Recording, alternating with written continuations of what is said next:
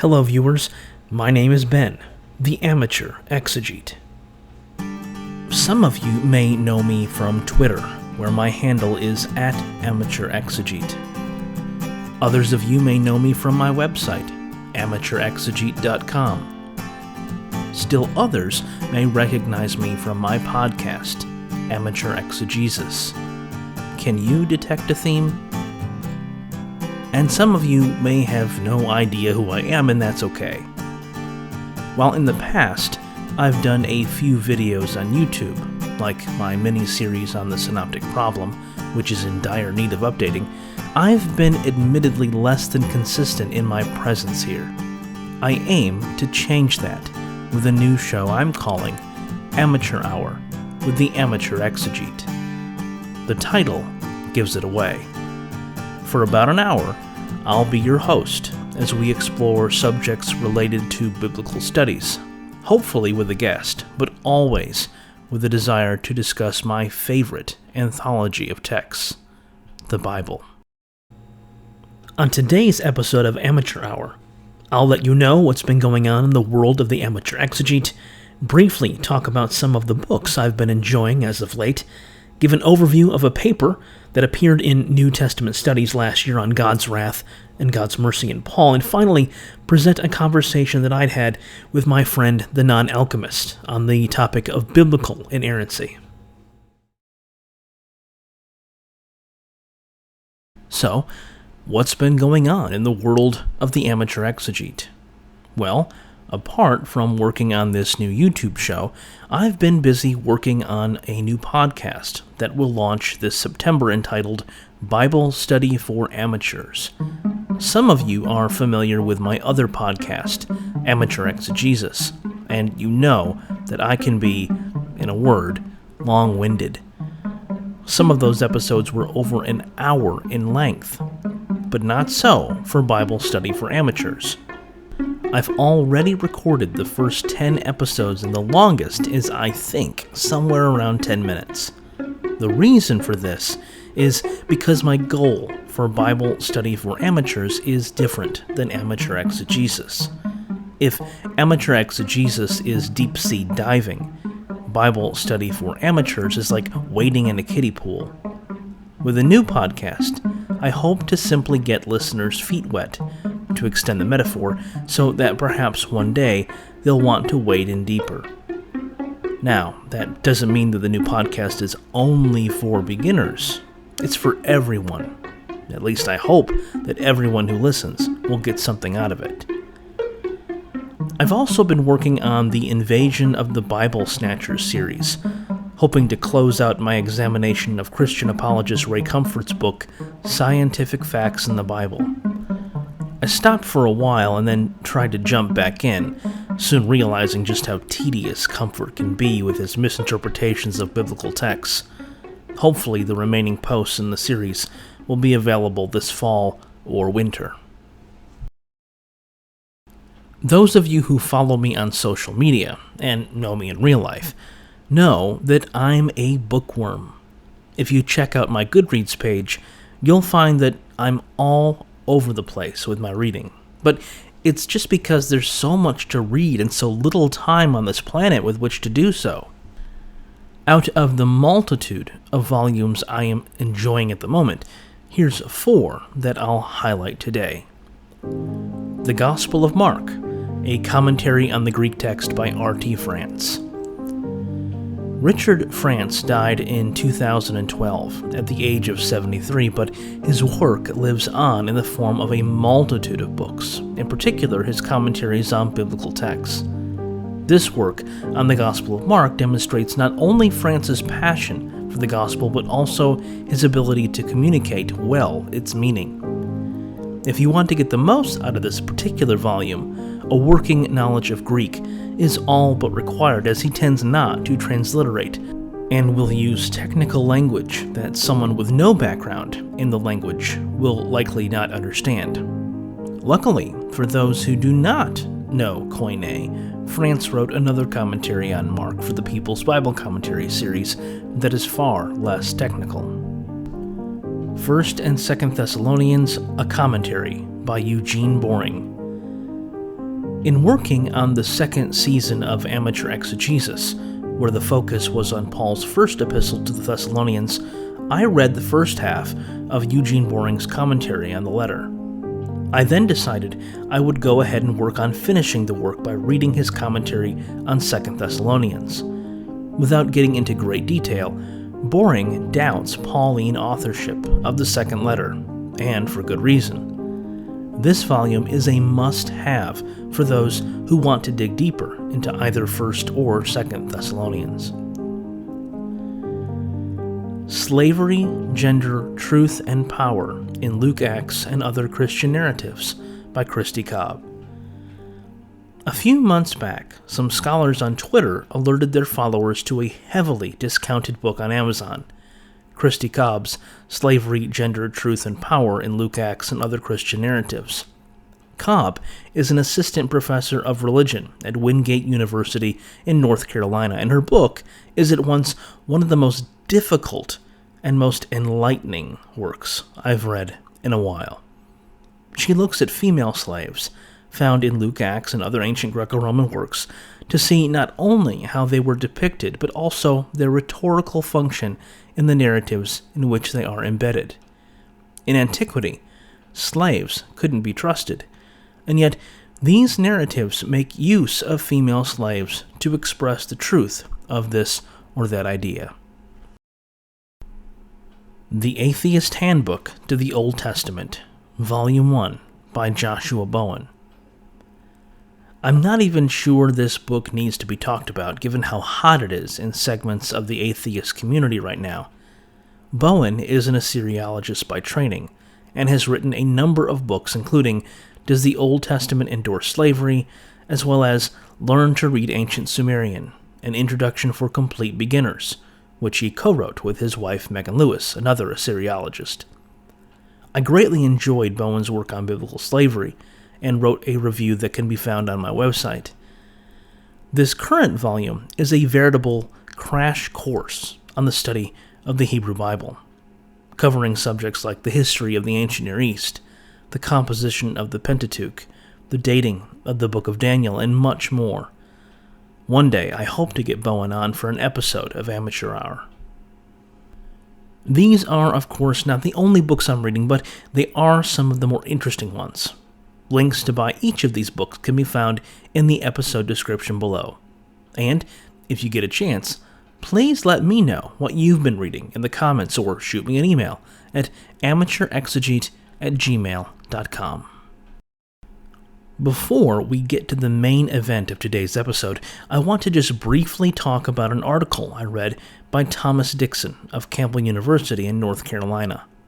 The piece, entitled Judgment for Israel, the Marriage of Wrath and Mercy in Romans chapters 9 through 11, appeared last year in the journal New Testament Studies.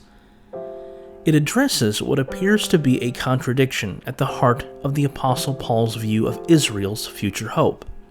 In Romans 9, Paul divides Israel into two general categories: objects of wrath and objects of mercy, in the language of the NRSV. But later in Romans chapter 11, the apostle declares that all Israel will be saved. So, which is it? Are some Israelites objects of wrath, or will all Israel be saved? After introducing the subject matter, Dixon surveys what scholars have been saying on the subject. He observes a trend among some wherein the implication seems to be that God's wrath and God's mercy are antithetical to one another, mutually exclusive. It is this putative inconsistency that Dixon contests. Dixon surveys a number of texts to show that in many ways, God's wrath is not divorced from mercy, but serves it as a provisional measure. First, he shows that, indeed, for Paul's readers, the idea of wrath may have led them to think of texts like Psalm 106, verses 40 to 41. Then the anger of the Lord was kindled against his people, and he abhorred his heritage.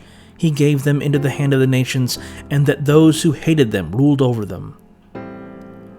But the idea that God's wrath on his people is final and not provisional is, in the words of Dixon, a theme that pervades the Old Testament. This is seen in one of Paul's favorite Hebrew prophets, Isaiah. From the beginning of the book of Isaiah, the dire moral situation of Israel and Judah is in full view. The ox knows its owner, and the donkey its master's crib, but Israel does not know. My people do not understand, Isaiah declares in chapter 1, verse 3. A few verses later, he inquires, "Why do you seek further beatings? Why do you continue to rebel?" The sense from the get-go is that Yahweh has no desire to continue his corporal punishment of his people, but must because they continue to rebel. What form does this corporal punishment take? In verse 7 we read, "Your country lies desolate. Your cities are burned with fire. In your very presence aliens devour your land. It is desolate, is overthrown by foreigners." In the historical context of the writing, the Assyrians had recently devastated the northern kingdom of Israel and had besieged the Judean capital of Jerusalem.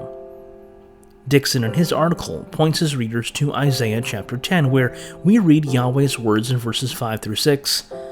"Ah, Assyria, the rod of my anger, the club in their hands is my fury. Against a godless nation I send him, and against the people of my wrath I command him." In other words, it is by the army of Assyria that Yahweh punishes the rebellious son Israel. Yet, Yahweh doesn't intend to simply wipe Israel off the map, as it were. As Dixon notes, Israel will be whittled down to a remnant. This theme of a remnant is picked up on by Paul, who quotes Isaiah in Romans chapter 9, verses 27 through 28. Paul's scriptures repeatedly depict mercy and judgment as two arms of a complex divine love, Dixon writes, and it is this notion that also emerges across Romans and provides an interpretive key to Paul's controversial account of God and Israel in Romans chapters 9 through 11. In sections 4 and 5 of the article, Dixon defends the thesis that Romans chapters 9 through 11 is actually a microcosm of what Paul had been arguing in the first 8 chapters of the book. In an interesting table on page 574, he delineates the similar structural themes found in chapters 1 through 8 regarding the world, or cosmos, and those found in chapters 9 through 11 regarding Israel. What Romans 1 through 8 describes on a cosmic scale, Romans 9 through 11 now applies to a specific case, he contends. I found these sections particularly helpful and fascinating, seeing how Paul has seemingly structured his argument in a way that takes what is generally said about the world, in particular Gentiles, and applies it to Israel. Dixon concludes his piece by writing that the idea that God's wrath and God's mercy are polar opposites in Paul is a conviction that is nearly as old as Christianity itself. But given Paul's dependence upon the Hebrew Scriptures, particularly texts like Isaiah, we should not think of them as two mutually exclusive aspects of God's character, and therefore prefer one over the other. Pointedly, Dixon closes his piece by quoting from a passage in Trito Isaiah.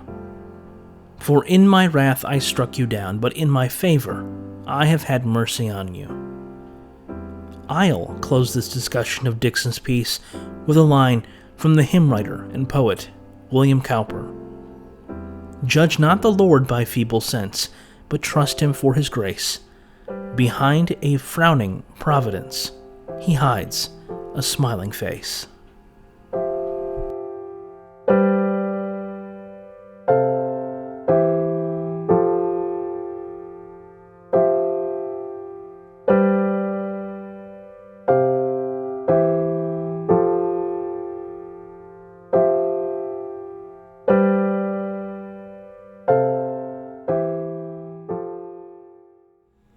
We now come to the most important part of today's episode, my interview of the Non-Alchemist on the trouble with inerrancy.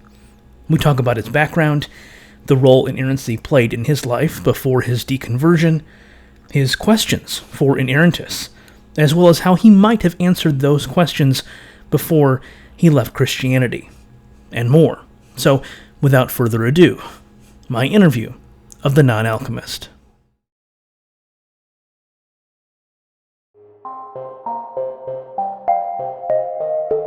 And I guess for me, one of the things too was one of the things that really caused cognitive dissonance was not just reading the Bible, but like starting to become empathetic to other people who disagreed with me theologically, because I try to talk to a lot of people, and I would become more empathetic for like how you, because when you read the Bible over and over, you start to, even if you don't want to say it, you kind of start to see its diversity. And so at least in my case, I would be listening to people make a case for some view of baptism that I disagreed with, or some view of whatever that I disagree with. And it's like, I don't agree with you, but like, I can see how you got there. Like, I can see the verses you're using. I can see how it seems to say that. And like, just that whole process of it really undermined my confidence, because I could, again, genuinely see how they were using the Bible to come to all these different conclusions. And if the Bible is as clear as I thought it was supposed to be, why is that happening?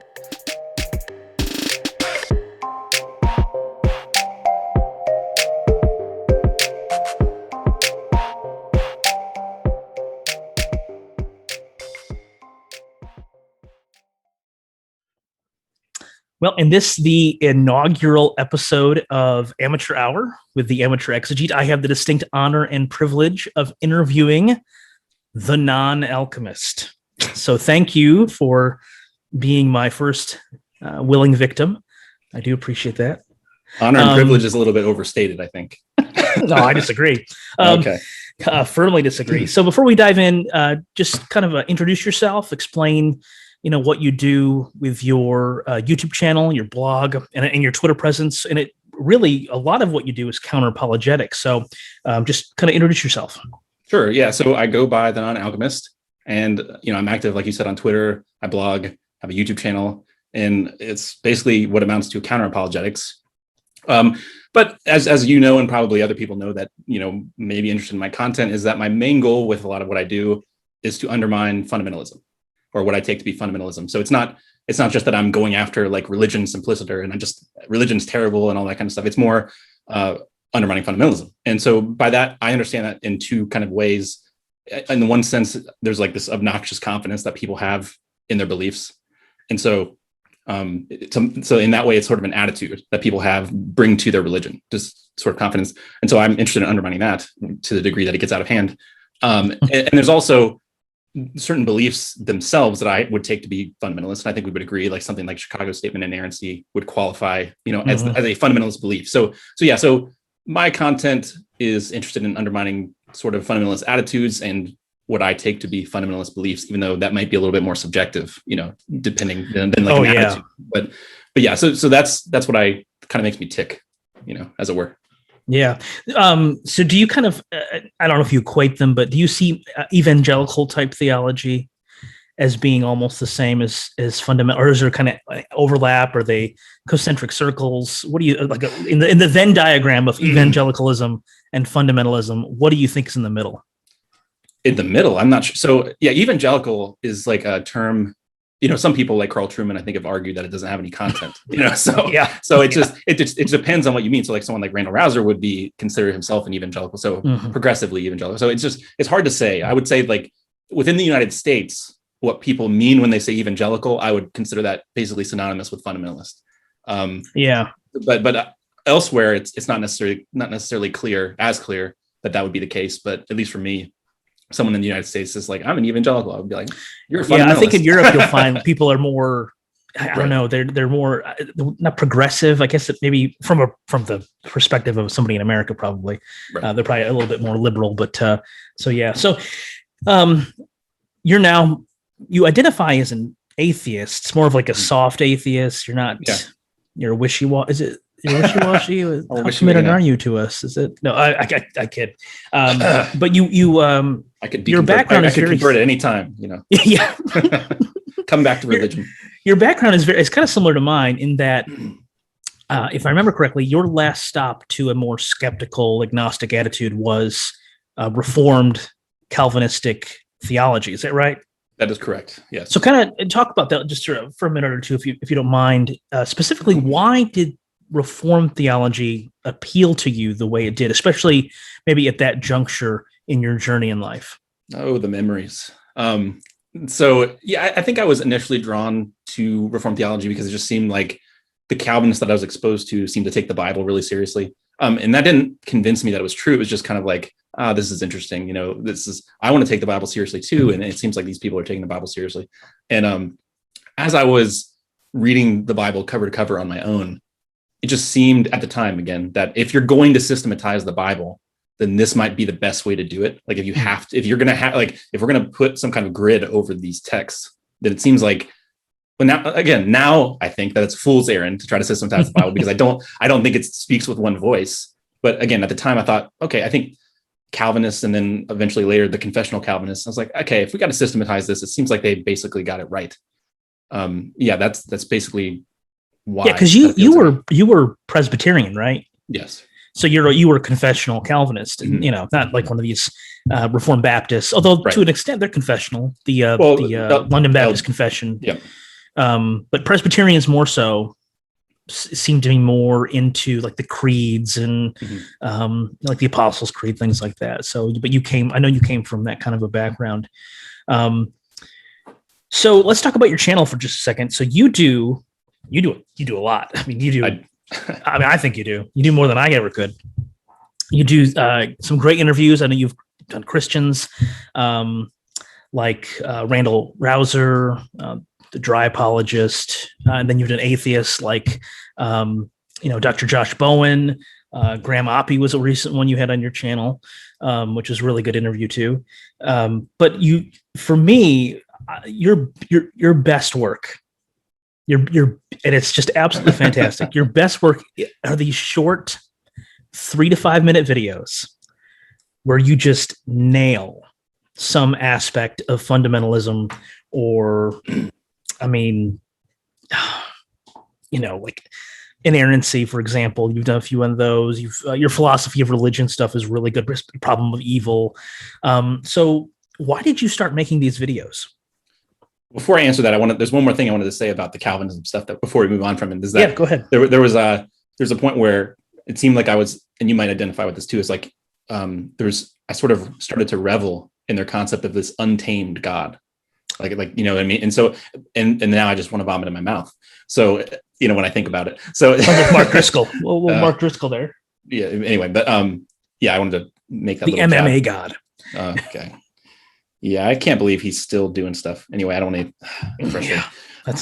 People just can't step out of the spotlight. It seems like after all that he did, and he's very much the narcissist. Yeah. And there's something else recently that came. This is a side tangent, but like something recently, I saw a headline where he was engaging with like cult like behavior, where he was like hiring a private detective to like follow these people that I guess their kid like kissed his daughter, and he hired private detectives to follow them or something like that. I could be misrepresenting it, but there's something crazy.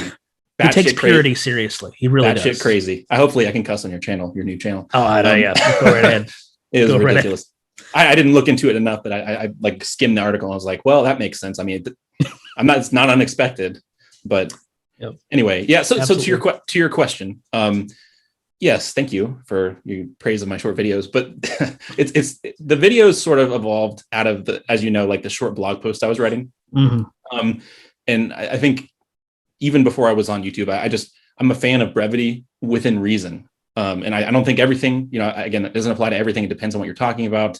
And even in the context of blog posts, there was a lot of stuff where I would make the post short and then I have a lot of footnotes, and there'd just be a lot of information in the footnotes. So that way someone that doesn't want to go in the weeds can kind of get the general understanding of what I'm saying in the body. And then if someone wants to kind of dig in more, there's stuff in the footnotes. And so that sort of, liking of brevity, as it were, it kind of bleeds into everything that I do. And so, yeah, I mean, the videos, they're a lot of fun to make.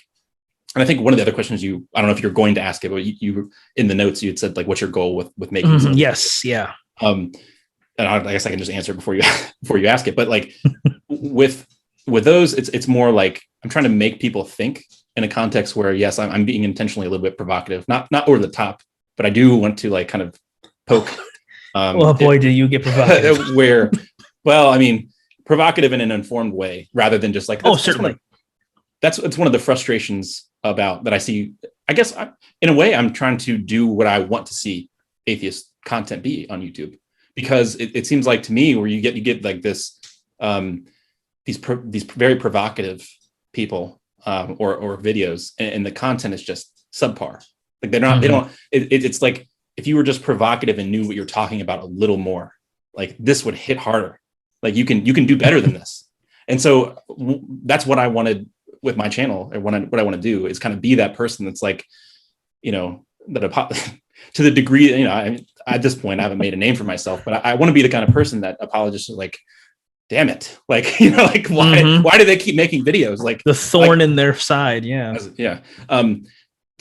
So something like that. And for the people, I realize that people want more sometimes. And that's one of the reasons too, that I do the interviews to kind of supplement the short little videos, is I try to have both scholars and just whoever. Like I just got done talking with dry apologists before we got on here. Yeah. And again, interviewing Christians as well. Or in the short videos, I try to recommend resources. And so like my last video, I did something about, my own approach to like kind of pushing forward the hiddenness argument. But within the video, I had the little promotion of J.L. Schellenberg's book pop up like next to my face, because I want to like, okay, this is a short video that I'm making, but like, if you want more, here's where you can go. Yeah, make that connection. Right. Yeah. Go ahead. That's what I was going to say that's kind of my approach too, is to emphasize the fact that I'm a virtual nobody. So here's all these resources you can look to get what scholars who are trained, who have thought about this more thoroughly, have written about it. And I think in your blog posts and videos, you tend to do that a lot. And I think it's very helpful, very helpful. I also want to say that the way you view what your work is, this idea that you're trying to undermine fundamentalism, and in private conversations, you've talked about this, about how you're just trying to slowly chip away. And there are days when I get so discouraged, and I think I'm going to quit. I'm going to shut the blog down. I'm not doing. And I think, you know what the Non-Alchemist is doing? He's just slowly chipping away. That's all I need to do, is just slowly chip away. So you're a huge encouragement to me. Well, I just have to tell you that. Again, I've said this before, I think in our first conversation, but for anyone that doesn't already know, the only reason I'm doing what I'm doing is basically indebted to you, because I was screaming into maybe I think later down the line they might get into this, but I was basically screaming into the void on WordPress, and you found my blog randomly, and I don't know if you commented on it. We started talking, and then I realized you were on Twitter. I was like, maybe I should get a Twitter, and then we started talking. So it's neat that like, if it's, to the degree that I can inspire you in some way, it's nice. It's kind of like, a two-way street, as it were. Because I think you got me into this, for anyone that doesn't know. So if I can sustain, I get a lot of I get a lot of hate mail for that. So just thank you for putting me on blast like that. I appreciate it. Yeah. Well, let's talk about inerrancy, because that's why I wanted to bring you on, because you've done a whole bunch of videos on the subject of inerrancy. So let's, first of all, what was your experience with inerrancy as when you were a Christian, especially a reformed Christian? Was it important? How vital was it to your theology? Oh, to my theology, I guess very vital to my theology. But I will say, like, looking back on it, it definitely, and I'm sure people can relate to this experience, it caused a lot of cognitive dissonance, in the time, that you're believing something like that, because you're trying to read this diverse collection of texts and you're trying to fit it into this rigid system as if it's like this unified whole, which it's not. It just, for like the Reformed system, it's so important, because you have to deduce all of your beliefs from the Bible, and it has to be biblical. It's one of the most annoying words. One of the most annoying words, biblical. What does it mean to be biblical? So many definitions. And I guess for me, one of the things too was one of the things that really caused cognitive dissonance was not just reading the Bible, but like starting to become empathetic to other people who disagreed with me theologically, because I try to talk to a lot of people, and I would become more empathetic for like because when you read the Bible over and over, you start to, even if you don't want to say it, you kind of start to see its diversity. And so at least in my case, I would be listening to people make a case for some view of baptism that I disagreed with, or some view of whatever that I disagree with.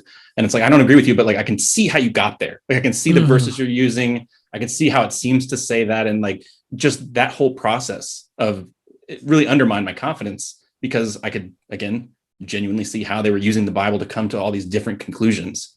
And if the Bible is as clear as I thought it was supposed to be, why is that happening? Yeah. So that was sort of my experience with inerrancy. I don't know if that's exactly what you were getting at with the question, but in hindsight, that's kind of my experience with it. It seemed like it would be very vital. Well, I'm going to throw up on the screen here a few different definitions of inerrancy. Mm-hmm. So let me pull that up real quick. And can you see that? I can. Excellent. Okay, so here's the first one. This is from the Zondervan Handbook of Christian Beliefs. It says, inerrant is the quality of being without any mistakes of fact or interpretation, which some Christians attribute to the Bible. Mm-hmm. The word is used to defend the Bible's authority in the face of those who are thought to take too low a view of its inspiration. So let me read the next one. This is from Norman Geisler and Sean Nelson in their article for Vital Issues in the Inerrancy Debate. And I thought this was a very interesting definition. This inerrancy isn't just in passages that speak about salvation, but applies to all historical and scientific statements as well. It is not only accurate in matters related to faith and practice, but it is accurate and without error regarding any statement, period. And then the final definition, this is from the Chicago Statement on Biblical Inerrancy. And you alluded to this earlier, the Chicago Statement, but he says, we affirm that Scripture is in its entirety inerrant, being free from all falsehood, fraud, and deceit. We deny that biblical infallibility and inerrancy are limited to spiritual, religious, or redemptive themes, exclusive of assertions in the fields of history and science. We further deny that scientific hypotheses about Earth history may properly be used to overturn the teaching of Scripture on creation and the flood. So let me take that off real quick. So let's kind of talk about that. Is that kind of the typical view of inerrancy that you come across in your discussions with people, especially on social media? Definitely. And I would say, too, there's another definition I actually had prepared, too. It's like from the Westminster Dictionary of Theological Terms. It's basically the inerrancy of the Bible, the belief that the Bible contains no errors of any sort and is completely truthful on all matters on which it teaches, such as history, science, and biology, blah, blah, blah. So it's basically the same kind of thing. I would say, practically speaking, that's kind of the default understanding within like American evangelicalism, or just when people in America use the term inerrancy, that's just what I've always experienced. And I would say even within the Reformed tradition, you get people that are more, lenient on like Genesis and stuff. Like there's within the Reformed tradition, you get people that the framework hypothesis and stuff, like ways of interpreting Genesis that are not literal. So you get more, it's not always as fundamentalist within the Reformed tradition, understanding inerrancy, because they might just say, well, the Bible didn't intend to teach what you think it's intending to teach. Yeah, exactly. So it's still like, yes, you'd say it's inerrant in what it intends to teach, but what does it intend to teach? And they might take a more, not progressive, but they wouldn't be as fundamentalist about what the Bible intends to teach as like someone who is like Norman Geisler, The late Norman Geisler, yeah. And so there are distinctions that can be made between even sort of quote unquote fundamentalist views of inerrancy. But yes, I would say that's definitely my definition, the ones that you just gave, that I feel like that's kind of the standard understanding, at least within America, of what it means for the Bible to be inerrant, for sure. Yeah, I'd be surprised to see how prevalent it is outside of the United States. I know it's there. I mean, I know King James onlyism is way outside the United States. There's places.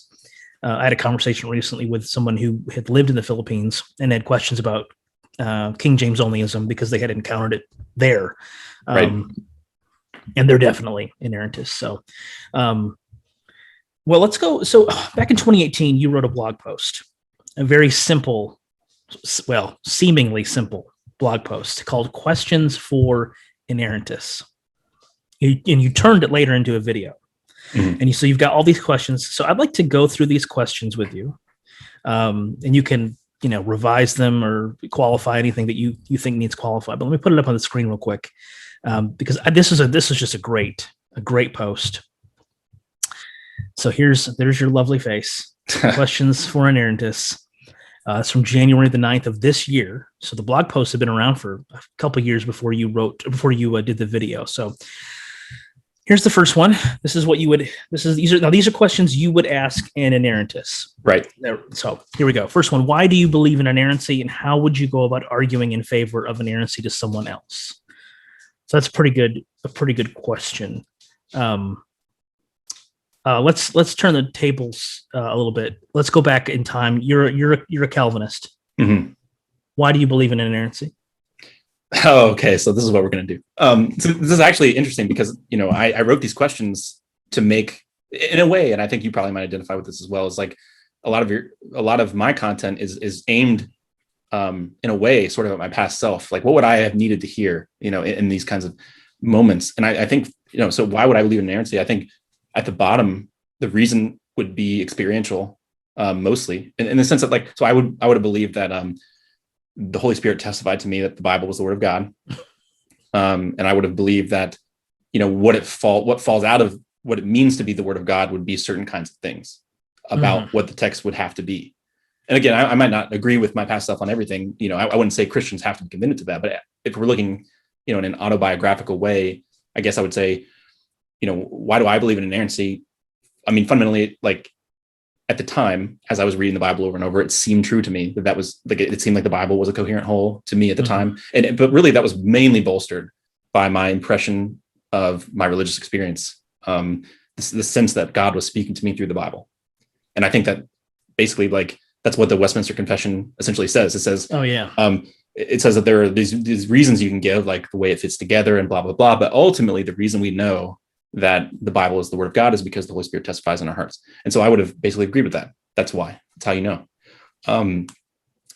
Yeah. So, I mean, yeah. The Holy Spirit.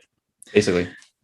All right, here's number 2. How could inerrancy be disconfirmed, and what kind of evidence would it take for you to abandon inerrancy? This is a really good question because it forces the inerrantist to think, what could undermine my position? Mm-hmm. And so Calvinist, non-alchemist, what could disconfirm inerrancy?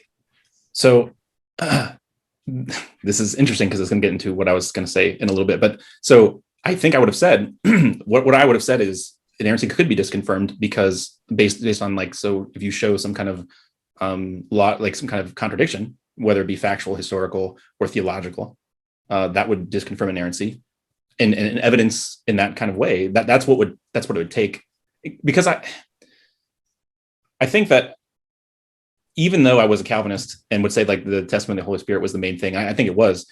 I still was not.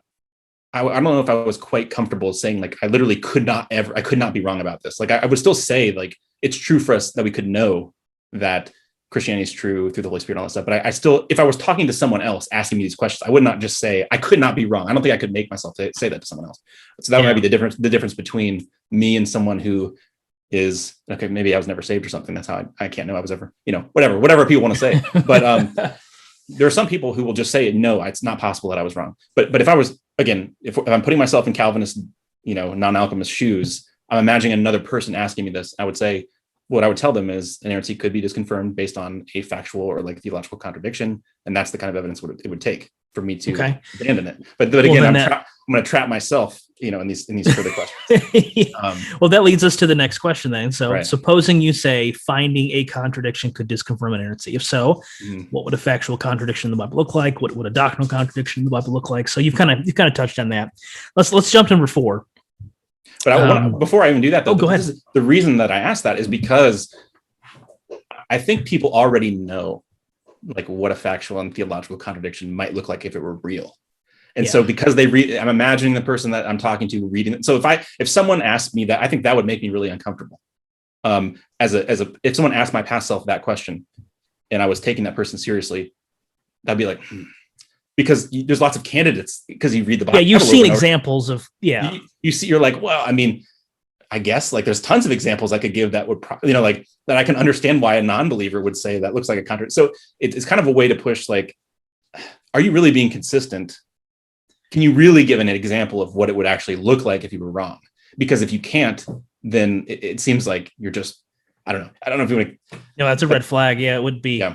Yeah, no, I get what you're saying. Let's keep going here. Let's say that's number 3. Number 4. Suppose you say finding an error in what the Bible intends to teach about subtopic could disconfirm inerrancy. If so, could you give some specific examples of what such an error would look like? So we kind of touched on that. Let's go to number 5. I like this slide for a couple reasons, but Are you actually open to the possibility that inerrancy could be disconfirmed, or do you say with Albert Mohler, good old Al Mohler, that I do not allow any line of evidence from outside the Bible to nullify to the slightest degree the truthfulness of any text in all that the text asserts and claims?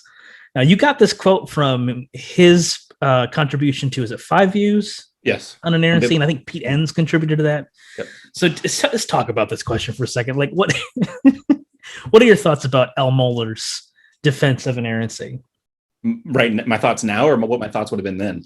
let's do both. Let's do then and now. Well, I mean, this is the kind of thing, again, when people say cognitive dissonance, there's a reason that people that leave, talk about cognitive dissonance, because this is one of those questions that, again, if this was asked to me in the context of the Albert Mohler quote, I would say, like, probably, like, theologically, the right answer to give would be something like Albert Mohler's, claim. But in the moment, I would be really uncomfortable because I wouldn't want to say that. I wouldn't want to, because I realize, because in the moment I would realize, like, this is retarded. Like, maybe that's not a good way to say it. This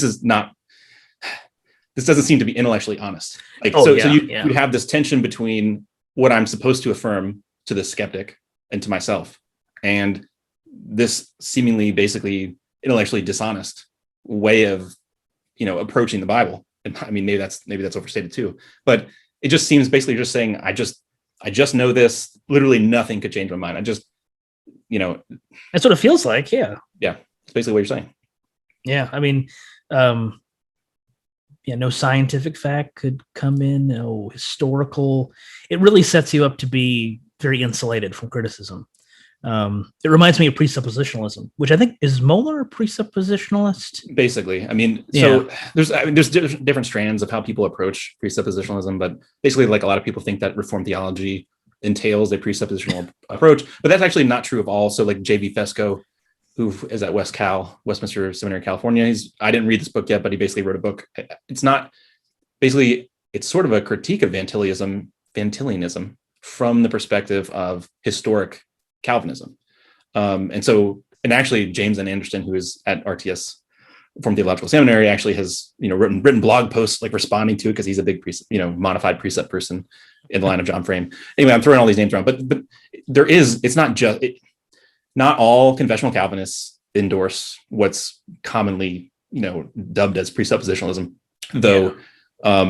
It's definitely very popular right now. Oh yeah. Anyway, I'm going on. Well, R.C. Sproul was, I think, an evidential. Well, no, he was a Thomist. I guess he would have considered himself like a classical, like classical within. Yeah. It was like evidentialist, classical, and, like, there's precept. I may not be remembering all of them, but So he wouldn't have. He criticized, like, presuppositionalism as well, but very much in general. But, I mean, even people that are classical, they want to have arguments, but they're not going to say that personal religious experience is worthless or something like that. They're still going to appeal. Oh yeah, not at all. Like, their experience of Jesus and the Holy Spirit. So it's not all appeals to this, like, subjective, sense of the Holy Spirit. That doesn't mean that every, the person that argues that is a presuppositionalist, but yeah. Well, that Al Mohler. So the next question you follow up with it kind of just leads into that. If you agree with Mohler, doesn't this make it possible to rationalize basically anything? And how do you know that your paradigm isn't blinding you to the data? So you've already touched on that. So I think if you hold Mohler's view, you run into huge issues, at least for consistency. Mm-hmm. Here's a good one. Imagine talking with a Muslim whose view of the Qur'an is similar to your view of the Bible. Do you think such a person would find attempts to point out errors in the religious text persuasive? Why or why not? So, Calvinist, non-alchemist, what do you think? I think that this would make me really uncomfortable as a Calvinist, because I would realize, no, this is sort of a variation of the outsider test for faith, where it's like, would you, if these kinds of things were being used against you from another religion, would you accept them? It's basically trying to get you to kind of zoom out, take your personal beliefs and, like, put them on the shelf for a second. Like, if someone else started with the assumption that the Quran had no mistakes in it, and they're telling you, that's how they know. They just have this sense that the Quran doesn't have mistakes, and any potential mistake that you bring up, obviously there's some answer for it, because they start with the assumption that they know that the Quran is God's word. Like, would you accept that for any other view?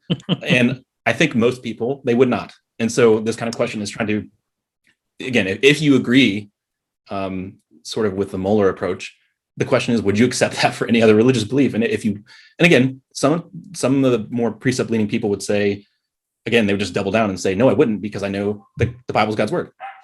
Yeah, exactly. So it's not going to, this kind of question, these questions, I think my wife might be home. Sorry if my dogs are barking, but like these questions are not going to convince everyone. Some people are just going to double down in the face of it and say, who cares? Who cares? Oh, yeah. All this stuff. So, but in general, I think that there's a subset of people that have these beliefs who, when prodded enough, can see that the way that they're holding their beliefs is not really the pinnacle of intellectual honesty. And so I think that you can, for those people, some questions like these could be useful to help them kind of get out of the intellectual black hole of Calvinism or presuppositionalism or biblical inerrancy defined narrowly. Yeah. Okay, let's move on to number 8 really quickly. If you have a very high degree of confidence in inerrancy and it is primarily supported by religious experience, have you actually looked into reasons that we ought to be skeptical of such experiences? Have you considered the possibility that your high degree of confidence is explained by a combination of religious upbringing, social pressure, traditions, emotion, or a period of desperation? Now, you've done videos on religious experience, I think this year, if I remember correctly. So how would you respond as a Calvinist to this sort of argument? I think all the Calvinist responses are just doubling down.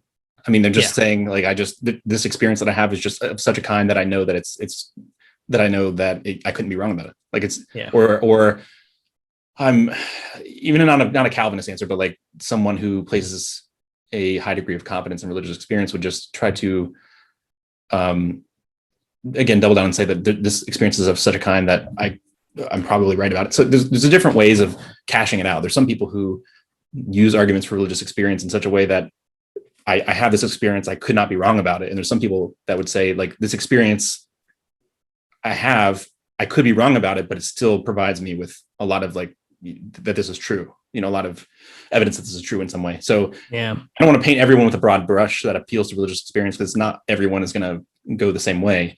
But, and again, with the last sentence, have you considered the possibility that your high degree of confidence, blah, blah, blah, I might not poke, because I'm not trying to say that that's definitely the case. I'm not saying that I actually think that that's the reason that everyone is having religious experiences. I'm just trying to say, basically, can you imagine that these experiences could be explained without appealing to your deity?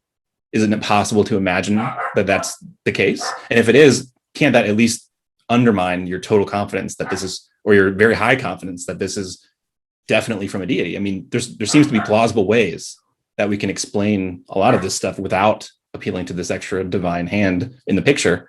And I'm just trying to get people to think about that a little bit. Yeah, definitely. Yeah, well, it's very similar to the previous question about, if a Muslim believes the Qur'an is inerrant, how would you deal with that? It's that idea that if we can account for this belief without subscribing to some kind of supernatural, deity, we have a grounds for denying it altogether. So let's see. Let me turn that off. And sorry about my dogs. Mine's been wandering around. So where these questions, they just based on anything that you've read, where do these questions come from? Like, what was the generation? What was the what caused that blog post to come into existence? I think it came from a place of just realizing that, and I think inerrancy is painted as if it's falsifiable, but in practice it's not. For not like in practice, not for everyone, but again, I think I started to realize that from experience and from talking to other people that it's this doctrine that's painted. Again, it's painted as if look at all this evidence. Like, well, again, depends on. People will start with the assumption the Bible's inerrant, but they would still want to say that, well, factually, like, it is inerrant. Like, there is all this evidence. So it's painted as if it's falsifiable by a lot of people, but in practice isn't. And I think another question that you may ask is, like, what was my goal with the video? So it seems like, looking back on it, it seems I either want, like, it's the people that are going to say that it's unfalsifiable, I want them to either admit that. So the question is basically, I was like, well, do you agree with Al Mohler or not? Like, so my goal with asking this string of questions is either to get the Christian potentially reading it to either admit, yes, for me, it's unfalsifiable because I just know it. Just admit that to yourself and to everyone else publicly that's watching these conversations. Just double down on it. I want you to admit that. And for everyone else that's not going to do that or feels uncomfortable, I wanted to ask some uncomfortable questions that might make them think. Yeah. So that was sort of my goal. I think it is a good job. I mean, I thought they were really good questions. Have you gotten any interesting answers from inerrantists to them? I haven't. Do you open the comments on your blog? I can't remember if you do or not. So initially, no, I did initially, but then before I had a YouTube, I had them open and then I closed them and tried to drive my exchanges to Twitter. So it was I wanted to, I didn't like, for me, I like to just have one place to sort of interact with people. And so I wanted to drive because I post the blog posts on Twitter too. So if anyone had any feedback or wanted to talk to me, I was basically just like, here's the channel where you can talk. If you want to talk to me, here's where you can talk to me.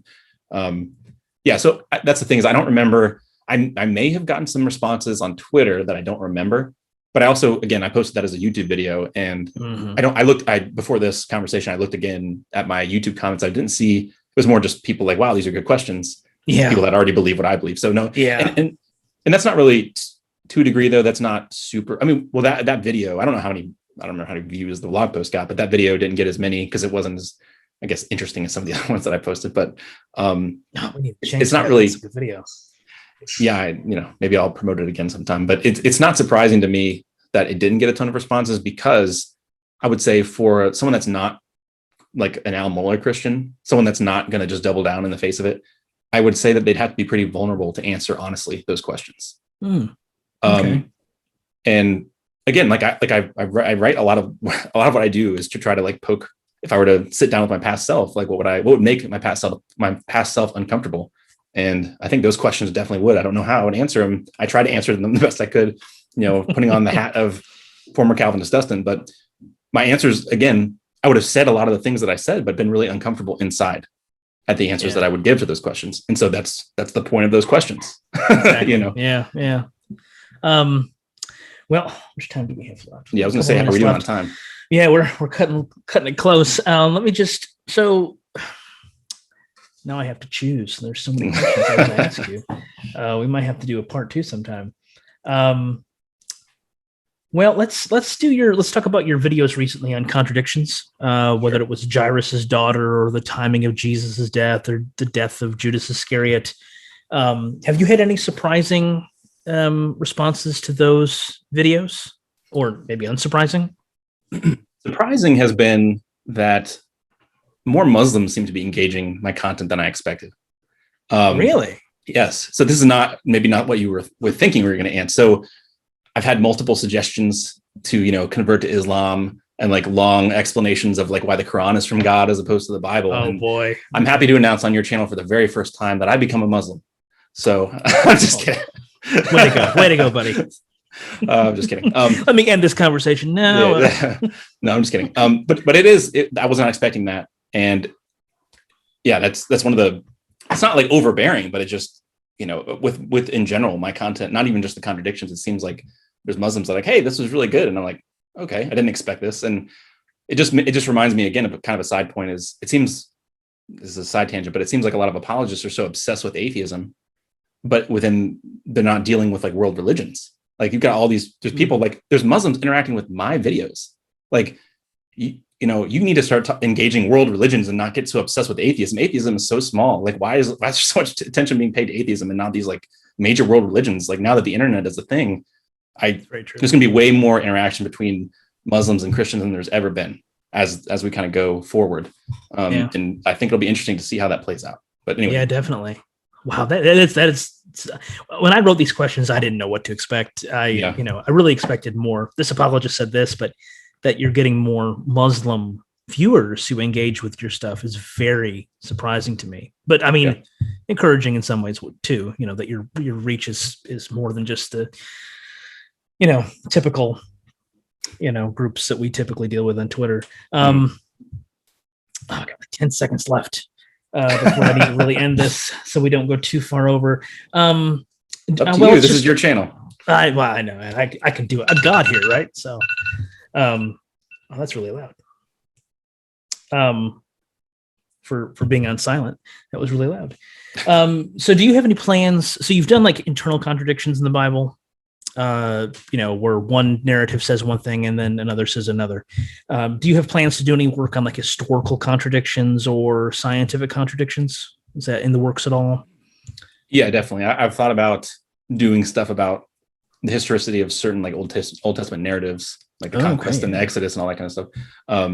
So maybe in the coming months, something like that. But short, pithy videos, or are we talking like short, pithy videos? Definitely. So it's I've just been stuck on it. Well, not stuck on it, but because I've already started like the series is Bible contradictions with Bart Ehrman.